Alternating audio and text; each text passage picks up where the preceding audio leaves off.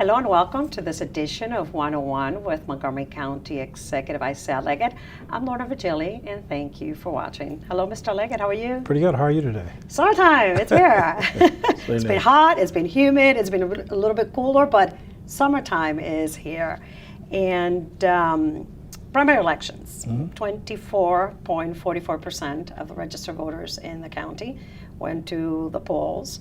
And it took a little bit for that counting of the votes when it came down to the Democratic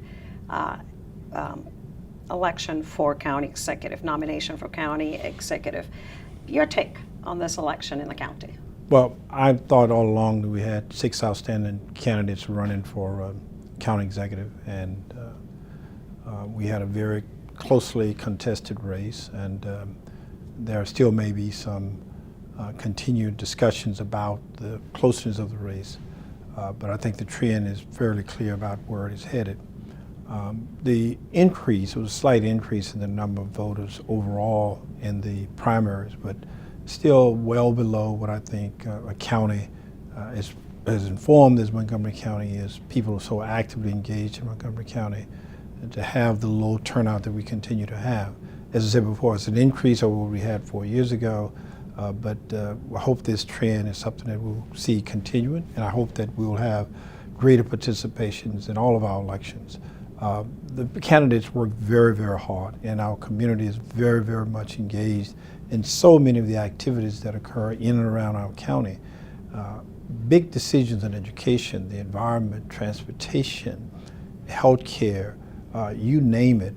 And so for us, not to be as engaged when we're selecting candidates and coming out and voting and participating, I think is not the kind of encouraging sign that I would think a county such as Montgomery County should have. And so I encourage people to continue to be actively engaged and get out and support your candidate or the person you don't support. Get out and make that be known as well. The voter turnout for the early voting was just a little bit over 5% during the 8-period, Right. The 8-day period that it was available to voters in the county. Opening the centers, and this might be a question for the Board of Elections to take back, but opening the centers and the investment that financially it costs for 5% of the voters, is that something sustainable and that it should continue? Well, it's a question that we need to continue to examine, but the trend very well may be that you will have greater early voting and maybe a little less in terms of actual election day. And that may be because of access, it may be because of convenience, but I don't think that we're going to move back from early voting. The question that we may have ultimately may be, what is the impact on the election day turnout? But early voting is here to stay, and I think that we need to possibly, if anything, increase the number of sites. The number of days may vary from time to time, but the number of sites and making it as convenient, as accessible. This is a county, keep in mind, that's 1.1 million people and growing. We cover 500 square miles, and so where people work, where they are engaged in terms of the number of activities, having one day to actually vote could become an obstacle for many, and so having early voting reduces those limitations. On this particular election, which was a very tight race for the nomination of the Democratic candidate for county executive, it took the Board of Elections roughly 2 weeks to finalize the counting, to present their final unofficial numbers. Was that too long for this particular? In the past, it wasn't so much of a big deal, but this time around, wasn't that too long? Well, keep in mind the process. That people vote, a large number of people vote by absentee votes. We have thousands of absentee votes. And people do not realize that all of the absentee votes are not in on election day. You have until election day to actually submit or send it through the postmark. And so those votes, especially those overseas, it may take 8-10 days sometimes to get here. So you need to wait to get all those in. Now normally it does not matter that much because there are not as many contested races. But in this particular case, the absentee votes, the provisional votes, ballots, all of those meant a great deal because we saw a big shift from county executive from about 500 down to ultimately it looks like about 80. And we actually saw one race in District 16, I think it was, actually change. So those votes cannot be counted, or you cannot have an official ballot official outcome until you have all of those ballots in and you've gone through the provisional ballot. In many circumstances in the past, it has not mattered quite as much, but all of these things normally happens in any event. People just do not realize it because there's very little at stake. In this case, a great deal was at stake, so we can't fault the board because we have to follow that process because we want to make certain that our men and women, especially those who are serving abroad, who are defending our right here in the United States to have these elections in the first place, that they have an opportunity to vote and their vote count. And in this case, their vote actually meant a great deal in terms of the outcome. Let's talk a little bit now about economic development, the groundbreaking for the new headquarters for Marriott International, the worldwide headquarters here in Bethesda. Can you recap once again what it does mean for the county to have this headquarters right here in Montgomery? Yeah, well, first of all, we are really grateful to have an organization, a company, a corporation such as Marriott in Montgomery County. They've been here for a very long period of time. But there's no guarantee that a corporation today will stay in one particular jurisdiction. There's competition abroad, there's competition here, there's competition everywhere for all of the corporations that you see throughout the country. And so they made a decision that they wanted to at least change the current headquarters that they have in North Bethesda. There was a real scramble within Montgomery County, outside of Montgomery County, and across the nation. But I think that we made a decision, at least I made the decision, that we could not afford to lose Marriott. Ultimately, you're talking thousands of jobs, you're talking very quality jobs, and you're talking a corporate brand that has been identified with Montgomery County.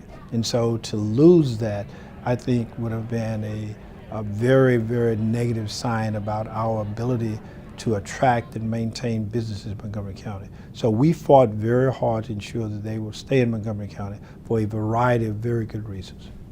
We're going to take a short break, Mr. Leggett, but when we come back, we're going to talk about another headquarters. Stay tuned. We'll be right back with Montgomery County Executive Ike Leggett.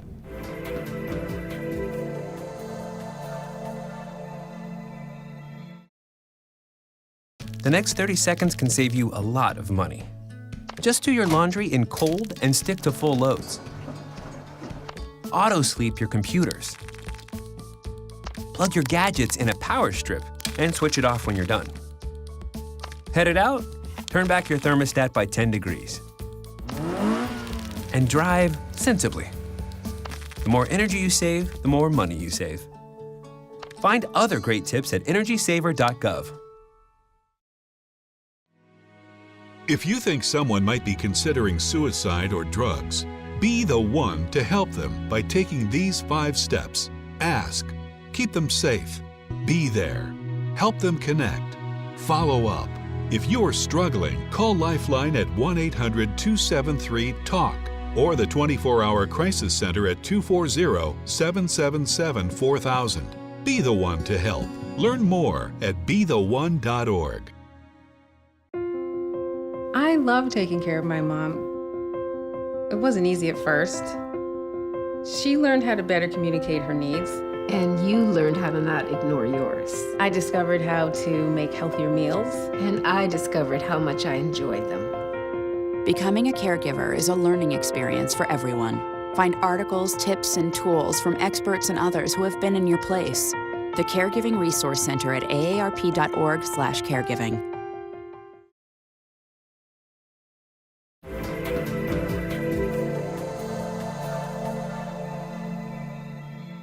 Welcome back to 101 with Montgomery County Executive Ike Leggett. I'm Lorna Virgili. Mr. Leggett, you were talking before we went to the break about the Marriott headquarters. You wanted to finalize your thought. Yeah, a variety of very good reasons as to why they would be a good fit for Montgomery County. First of all, you have very few corporations or businesses with the quality brand of a Marriott. They are very strong in a variety of things that I think help that brand here in Montgomery County and across the world. They're first class in terms of the people that they hire, its corporate activities within the community. If you look around on any given occasion, you'll see Marriott involved, whether or not it's their employees, whether or not they're participating in some community affairs and events, what they give back to the community. it's not just a company that is isolated in a particular location. You only see them on occasion.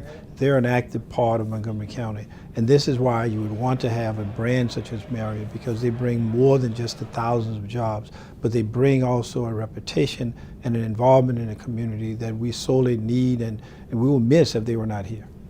Let's talk about another possible headquarters, Amazon HQ2, nationwide. Soon we should hear, which is their pick.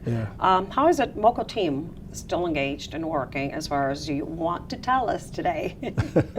Well, we continue to work. We continue to provide information on a variety of things that they need to follow upon. We had them here for a couple of days earlier, and we've been engaged with them over the last few months. They've indicated at the beginning of this process that they will make a decision at least by the end of the year. It may be sooner. As you've indicated, there are 20 jurisdictions around the country that are fighting very hard in a very strong competitive environment to try to attract the Marriott headquarters. Keep in mind again what we're talking about here. We're talking about ultimately about 50,000 jobs at a minimum and $100,000 in average salary. That's a huge impact. Now, people need to understand that they're not going to put 50,000 jobs in one location at a particular point in time and it's all overnight. That's over a period of time that they would have to do that. But this is very, very exciting for Montgomery County to be in this competition. We've worked very hard in terms of our workforce, our educational system, our infrastructure, and the fact that we are open for business and we want them here, and we're going to do everything within reason to make sure that Montgomery County provides the very accommodating environment to attract them. You said they were here. Who was here? They were here to visit Montgomery County. They were here. They were here. All right. This mysterious day, right? They were here. Yeah. Okay. Let's talk about the Quicken Loans National Golf Tournament. Recently took place here in the county. What it means, economic impact for the county from the week that the event took place, and also the fact that it's going away from Montgomery County. It's moving to Detroit. Well, it's been a very successful venture for Montgomery County, and a number of jurisdictions have asked to have this hosted in their particular community.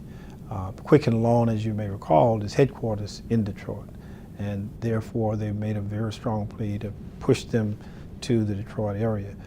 But we've had it for a number of years. It's been exciting. It provided a boost for the community in terms of hotels, concession. It provided a lot of work for a number of people who were engaged. And of course, we've had two very good host golf courses to host this event, both at Congressional and at Avenel. They provided wonderful venue for an exciting event. And when you have Tiger Woods, and he's engaged and involved in the tournament itself directly, and look beyond that and where the resources go, they provide opportunities for young people to go and further their education and to do things that I think are keeping with his desire to ensure a proper foundation for young people. So it's been good for the county, and we're sad that they are going to go into some other location, but we've had a great time with them. Was there anything additional the county could have done to retain that? I don't know. We you know, there's some challenges with the golf courses, of course, because they have other dates and other things they want to do. So it would be very difficult to arrange it for the individual locations. And when you have Tiger Woods in and out of the tournament, it means a great deal for communities that have not had that kind of exposure. So Detroit, I think, could offer a pretty good venue, and you have a major sponsor, and that's the key to it. It's not so much the location per se, it is the sponsor. Quicken Loan is in fact the sponsor. Quicken Loan is from Detroit, and they're putting up the bulk of the resources to make sure that they are in the community that they are so proud of. Okay. Let's talk about July 1st came around, and a couple laws went into effect in the county. Minimum wage increase. $12 per hour, companies under 50 employees, 51 plus $12.25 per hour. Have you heard any impact on the small business community? Any complaints, any feedback? Well, not yet, but I'm sure that there are yet. some that have had some negative impacts for it, but there are also some people who benefited from it with the increased wages, and hopefully all of those things will balance out. Keep in mind that the objective here is to get the county to a $15 minimum. But we have some time in order to get there, and we've provided some accommodation for some of the businesses to spread this out in terms of the size of the business, youth wages, and a probationary period for some of the probationary employees that come in.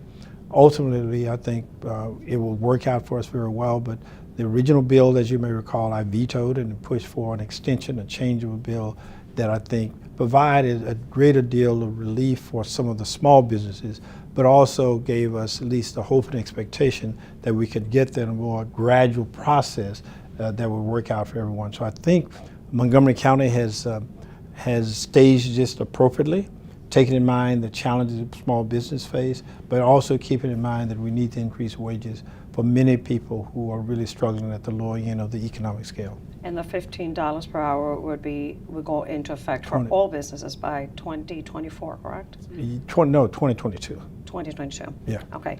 Let's talk about the short-term rental law. That it's new for the county. So if I have a property, this new regulation, any residential that are currently available through the online platforms, such as Airbnb, Craigslist, Flipkey, and HomeAway, they need to register to obtain a license now with the county. $150 for the license. Right. About 1,600 properties have been identified in the county that are participating in renting. Was this necessary? I think so. Keep in mind, when Airbnb started this whole trend some years ago, you're talking just a few homes in a particular residential community. But over the years, you've seen an increase. And when you have individual residents that we don't know about other than to find them on the list somewhere, when you have large numbers of people coming into a community and sometimes renting for extended periods of time, you need to regulate it a little bit better. And so this provides us with an opportunity to see some regulatory involvement in this process. Otherwise, you would have, when you look at it cumulatively, you would have more people in these types of individualized homes than you would have in hotels. Hotels are fairly well regulated. Regulated in terms of traffic, regulated in terms of licenses, a number of other things. You don't have the same impact here for individual homes, but when you have the number of people, the number of challenges that we now see, it is important that we regulate it to some degree. So I think this is a good and appropriate step for many, and this is what you're seeing now throughout the country. Not to discourage and to eliminate these kinds of temporary rentals, but to make sure that they are regulated appropriately. Mr. Leggett, we got to take another short break. We'll be right back. Please stay tuned.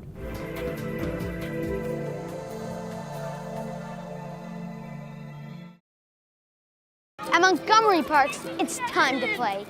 Tag! Oh, I'm on base. What's base? This. Playgrounds are awesome, but make sure you remember to take a ride aboard a miniature train. Do you think they'll let me drive? I mean conduct. Bring a picnic lunch and enjoy a meal outdoors. And what better way to end your day than a ride on a classic carousel? Dad wins the Triple Crown! Montgomery Parks, it's all here. Did you know there are more than 10,000 county government phone numbers? But there's only one number you need to remember for non-emergency calls, 311. MC311 is Montgomery County government's online telephone information system. Need information? Have a problem or complaint? Trying to locate a county government facility? Call 311. The call center is open Monday through Friday, 7 a.m. to 7 p.m. The website is available 24 hours a day, 7 days a week.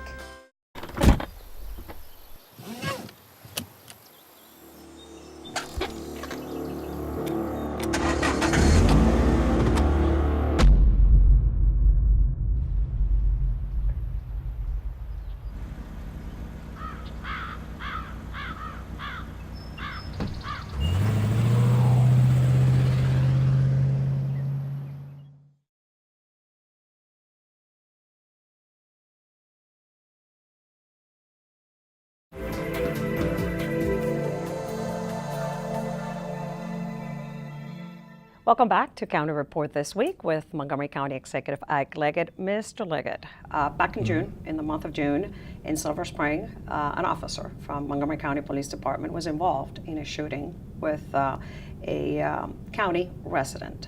Still under investigation, but as far as you can tell is what it's going on. And is there anything that is going to happen as an aftermath of this as far as perhaps more training for police officers? Well, first of all, let me go back to start by saying I'm saddened for the victim, and I'm saddened for the family that we've had a loss of life. That is also tragic for the entire community as well. We take very seriously the fact of use of serious weaponry in our county that will inflict life, death on anyone. So to the family, to our community, this is not something that we want to see happen. This is something we want to avoid. I'm also very proud of our overall police department. We have an excellent leadership in Chief Manger. I think that our people are trained fairly well. There's always a question here or there you need to go back to examine, so you never want to say that you're perfect, because clearly there could be some things that we need to look at and evaluate. But overall, I think our police force, our leadership, has been very, very good, and Chief Manger has an excellent record of reaching out to communities, getting people involved in any aspect of police force operations. Now, this is an unusual situation for us because on one hand, the process of how you resolve this is bifurcated.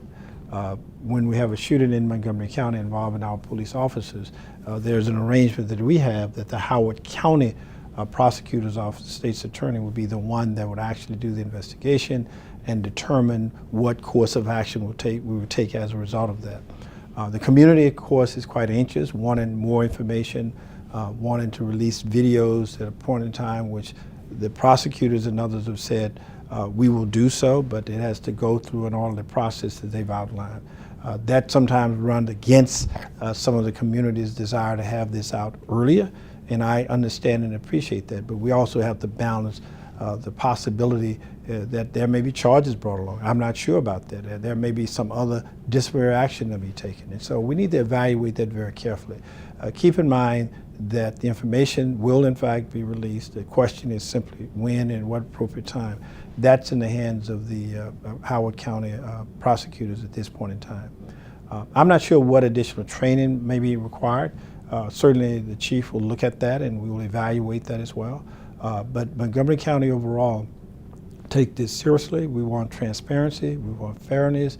We also want to make sure that we respond appropriately to public safety concerns that we must handle. So overall, we're going to get to the bottom of this, but we're going to do it right, and we're going to be accountable to the community in a way that I think the community ultimately will understand all the parameters of what transpired, understand it from the standpoint of the victim, the police, understand it from the standpoint of the process from the prosecutor's side, but ultimately we're going to have a conclusion that I think people will respect, and that's the objective here. It doesn't necessarily mean you would agree with all aspects of it, but you need to respect the process and you think it's been done in a fair and an appropriate manner. Okay. Elder Abuse Forum, the 8th Annual Senior Safety Forum took place here in the county recently. 5 million older adults are abused or neglected throughout the country annually. What is the status here in Montgomery County as far as agencies, department, and authorities reporting back with this particular topic? Well, first of all, I need to think about that. Elderly abuse. The fact that we will have to conduct forums to inform our elder residents about chances of being abused.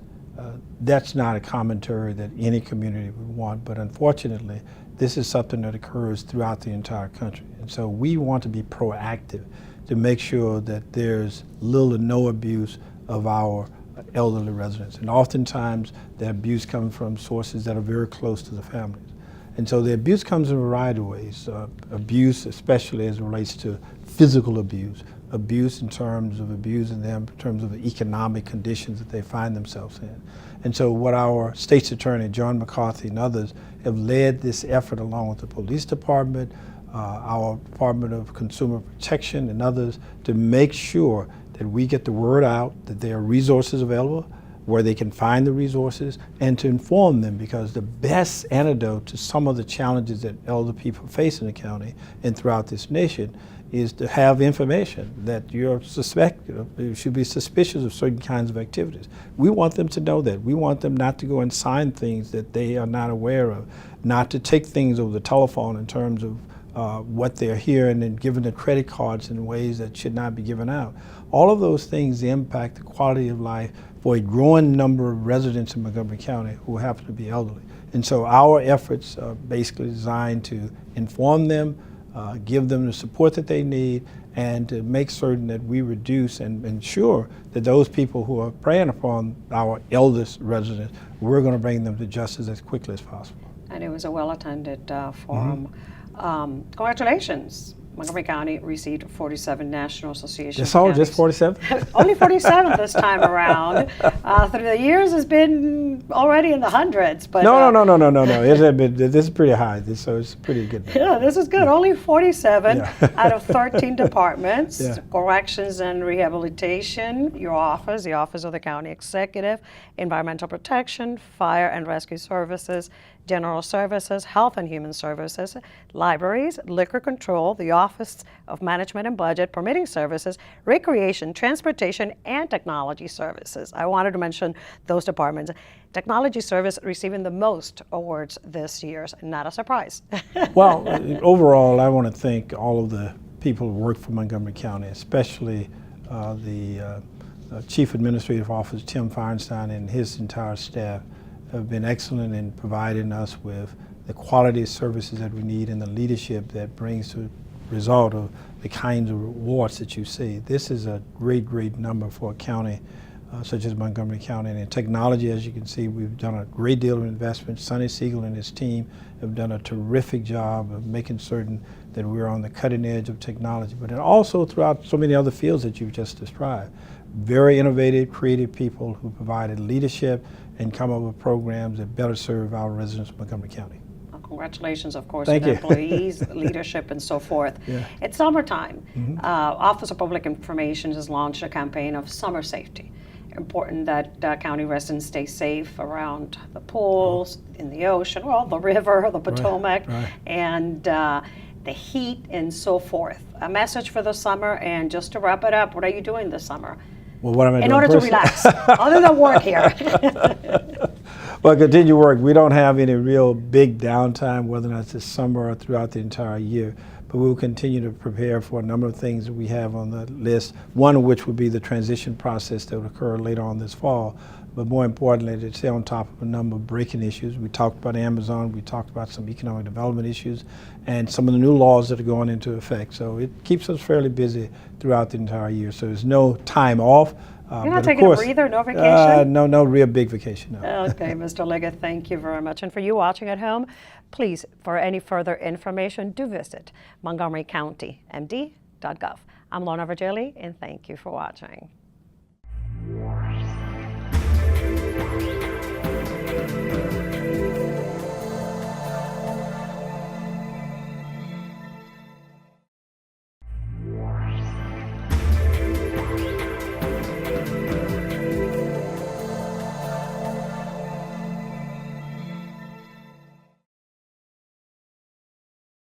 So, I'm kind of new here, but I've noticed a trend. My human does this funny thing where she goes around and gets all my toys, and then she hides them in that basket by the door. It's like, hello, that's where you put it last time. You were the worst at hide and go seek. In Montgomery County, we have a goal to reduce waste and recycle 70% of all waste by 2020. By recycling and reducing waste, we save natural resources and make our community even better. So recycle at home, work, school, everywhere, and keep recycling going.